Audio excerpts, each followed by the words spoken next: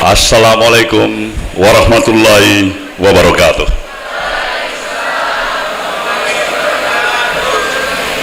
Salam sejahtera dan selamat siang bagi kita semuanya.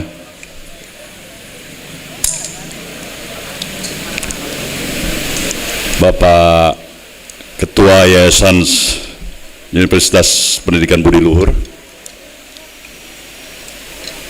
Bapak Kasih Anggoro yang saya banggakan, Bapak Rektor Universitas Budi Luhur, Pak Harto,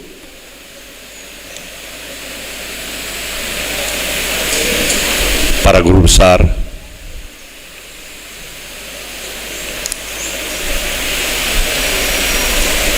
dan saudara, para peserta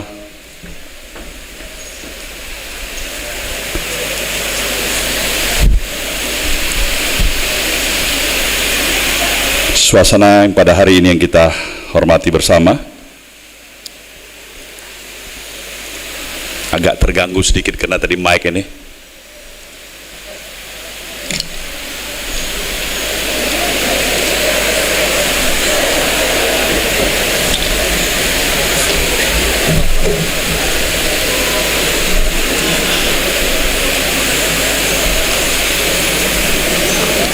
Peserta karya ilmiah Common Youth Nationalism serta para mahasiswa yang saya banggakan.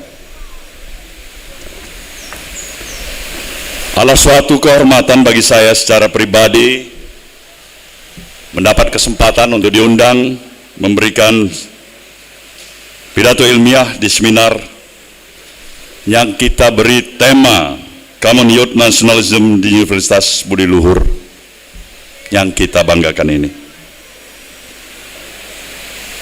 Hari ini kita berkumpul di kampus ini untuk menajamkan semangat kebangsaan kita sebagai ikhtiar kita bersama yang harusnya kita lakukan tanpa henti-hentinya. Dan secara pribadi tentu saya memberikan apresiasi yang setinggi-tingginya kepada Badan Eksekutif Mahasiswa Fikom Universitas Budi Luhur dalam menggali, memperbarui, serta merestorasi semangat kebangsaan kita.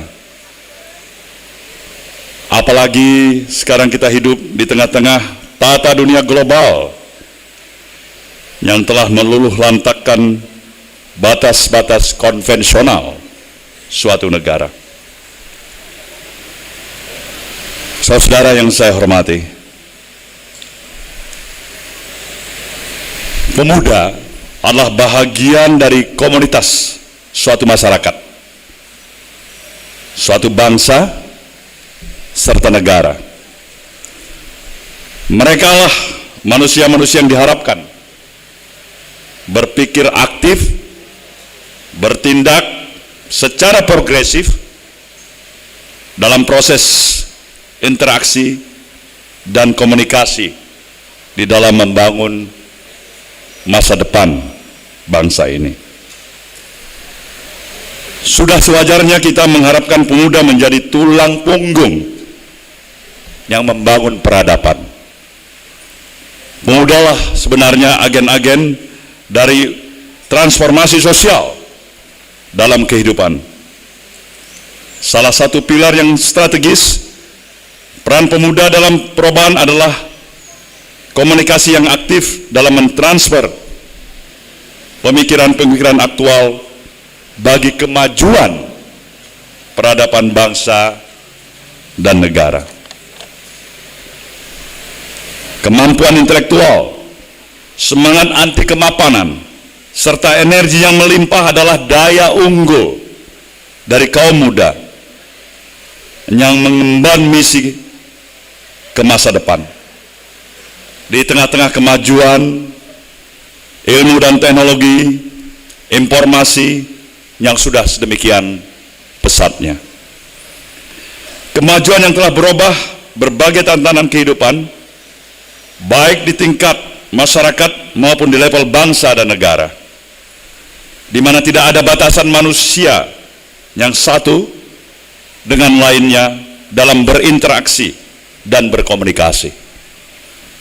Ruang menjadi demikian sempit, waktu menjadi relatif, serta manusia berimigrasi ke perkampungan global yang cukup transparan.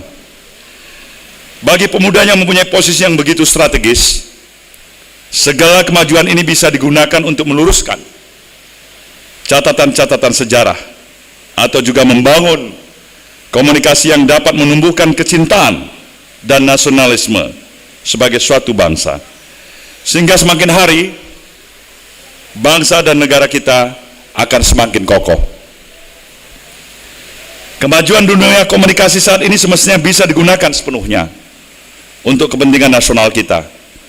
Dengan transformasi media massa, sebagai suatu bangsa kita harusnya melahirkan duta-duta yang cukup piawai dalam aspek kebudayaan maupun olahraga. Kita bisa mengirim diplomat-diplomat yang handal dalam mengkampanyekan semangat kegotong royongan dan filosofis Bhinneka Tunggal Ikaan kita ke seluruh penjuru dunia. Saudara, pada forum peserta seminar yang saya hormati, Indonesia adalah bahagian dari komunitas dunia. Pancasila, ideologi negara kita, tidak hanya berhenti pada semangat nasionalisme atau persatuan Indonesia, tapi sekaligus juga kita bisa seharusnya menganjurkan internasionalisme yang berperi kemanusiaan. Yang menjadi kebutuhan sekarang adalah bagaimana kita mengkomunikasikannya dengan dunia luar.